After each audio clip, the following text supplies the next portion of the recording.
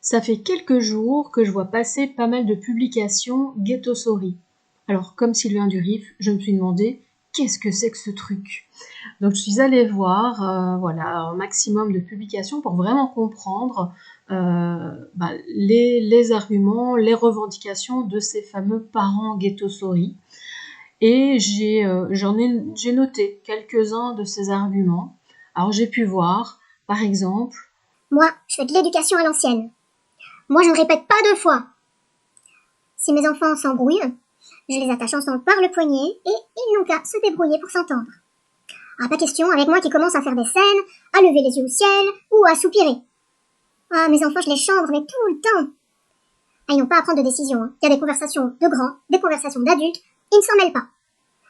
Tous leurs dessins, là, ils savent bien que je les jette de toute façon à la poubelle. Et donc, finalement, qu'est-ce que ces parents nous disent? Quels sont leurs arguments? Eh bien, je pense que le message de fond, c'est qu'il faut arrêter de tout passer aux enfants sous prétexte d'éducation positive, sous prétexte de bienveillance, que les règles, l'autorité, c'est important, et que, en tant qu'adulte, nous aussi, on a des besoins. Voilà. Alors, ce message-là, il est bien, mais pas top dans la forme et dans les choses qui sont mises en avant. Et je vais vous dire pourquoi. Alors, dans un premier temps, il y a déjà cet amalgame qui est fait entre Ghetto-Sorry, la parentalité positive, ce qu'elle est vraiment, etc.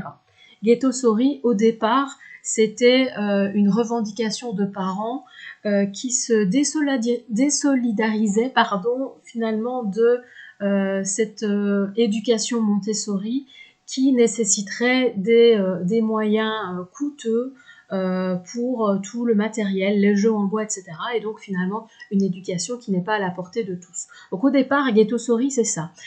Et le message s'est transformé pour finalement parler non plus forcément de Montessori, mais de l'éducation positive au sens large. Et c'est là que je me suis dit que ça valait peut-être le coup de revenir encore sur ce sujet de qu'est-ce que c'est l'éducation positive? Est-ce que c'est encore ce truc à la mode? On en a marre, on ne voit que ça, de toute façon c'est pas possible de le faire, c'est que de la théorie. Donc voilà, moi je suis tout à fait d'accord avec ça et je lutte contre ça dans ma pratique quotidienne.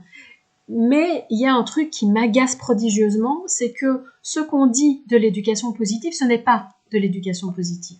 Et pour ça, je vais vous inviter à repartir un petit peu en arrière dans le temps, et on va repartir dans les années 60. Alors dans les années 60, on avait pas mal étudié le développement de l'enfant, on connaissait pas mal de choses, et en tout cas, les scientifiques s'étaient mis d'accord sur le fait que les enfants avaient des besoins particuliers et qu'ils nécessitaient protection.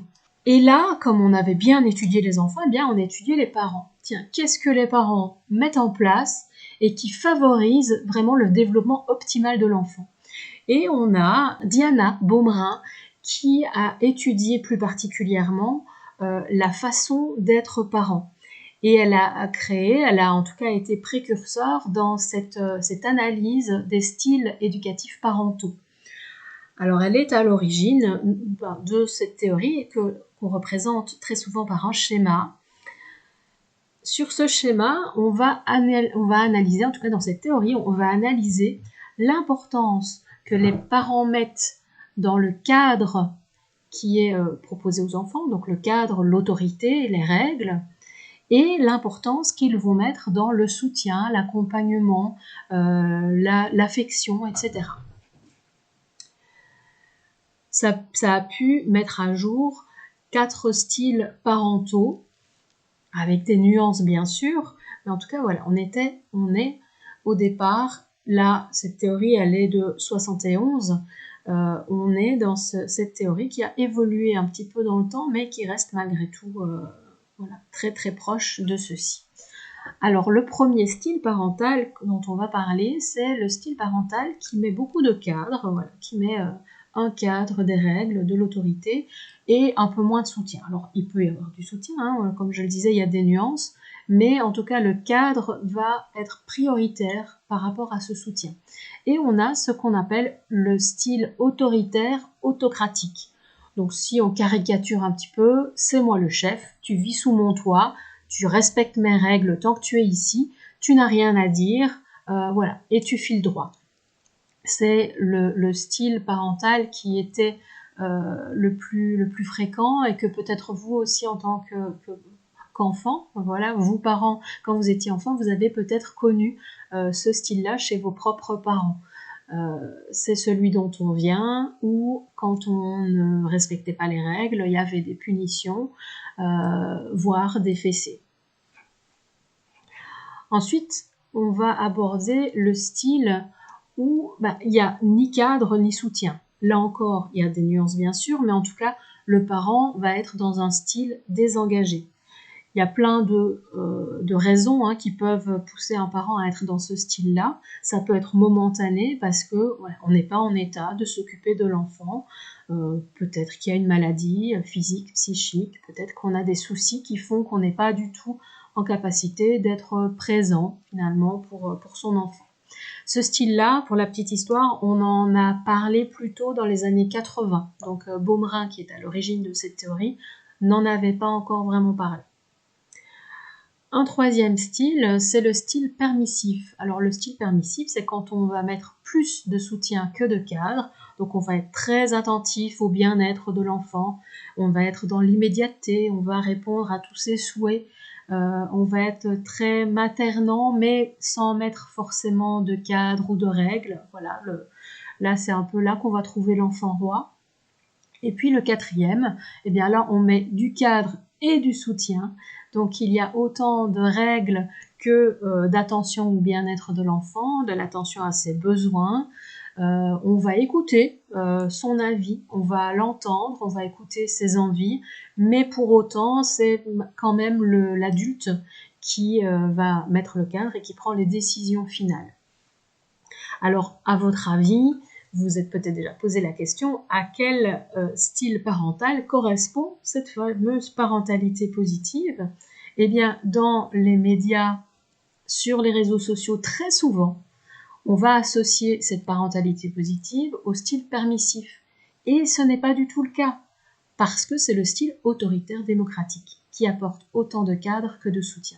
Et donc, dans les années 60-70, les scientifiques ont observé en tout cas que c'était ce style autoritaire démocratique qui permettait un meilleur développement de l'enfant, tant au niveau moteur, social, intellectuel, émotionnel. Voilà, à tout niveau vraiment, le développement de l'enfant était optimal avec ce style autoritaire démocratique, qui est la traduction aujourd'hui de la parentalité, de l'éducation positive. Alors pourquoi est-ce que on a basculé vers cette croyance que la parentalité positive était un style permissif? Eh bien parce qu'on a énormément insisté sur l'importance de répondre aux besoins de l'enfant, en oubliant de préciser parfois que le besoin de sécurité était tout aussi important. Et donc, pour amener la sécurité, on amène du cadre. Le cadre, c'est des repères, c'est des règles qui vont permettre d'être en sécurité physique, affective, mais aussi de pouvoir vivre en collectivité. Alors, sans rentrer dans les détails, l'autorité autocratique est vue aussi comme positive au niveau du développement de l'enfant, si ce n'est pour sa confiance en lui. Donc, il se développera tout aussi bien que dans l'autorité démocratique, mais peut-être manquera de confiance en lui.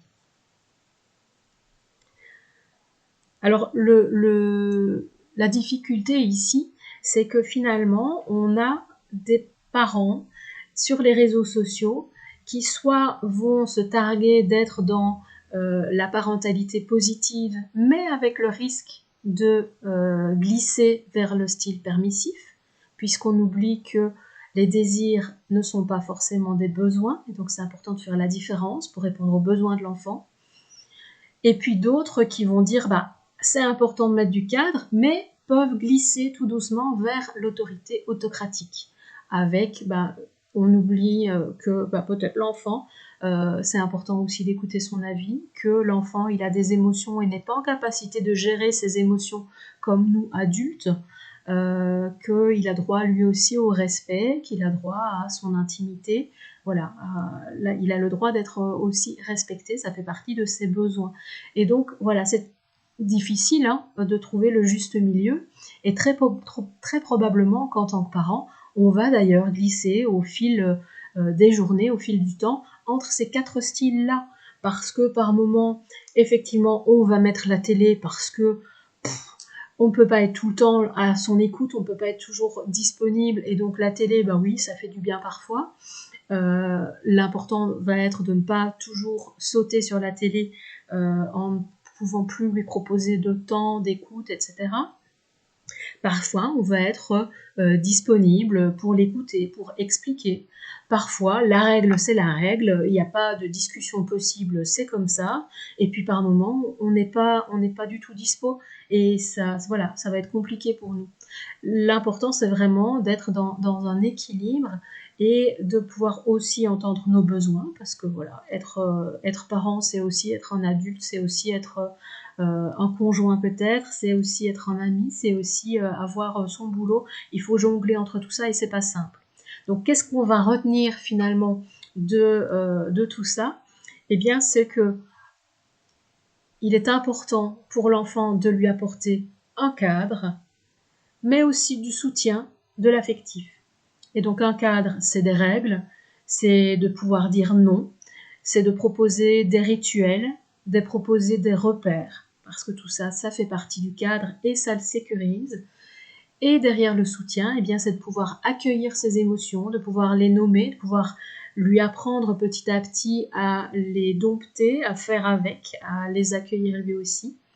C'est de pouvoir répondre à ses besoins, c'est de différencier avec les désirs, c'est de pouvoir prendre en compte la parole de l'enfant, mais de prendre la décision finale.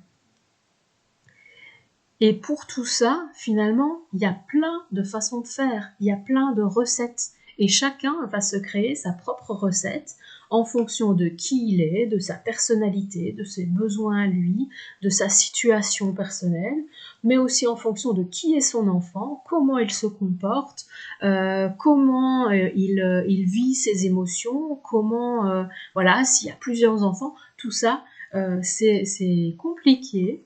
Il n'y a pas une recette, il n'y a pas une seule façon de faire, donc on va se créer notre façon de faire qui va certainement évoluer au fil du temps, et surtout on va apprendre à se lâcher la grappe.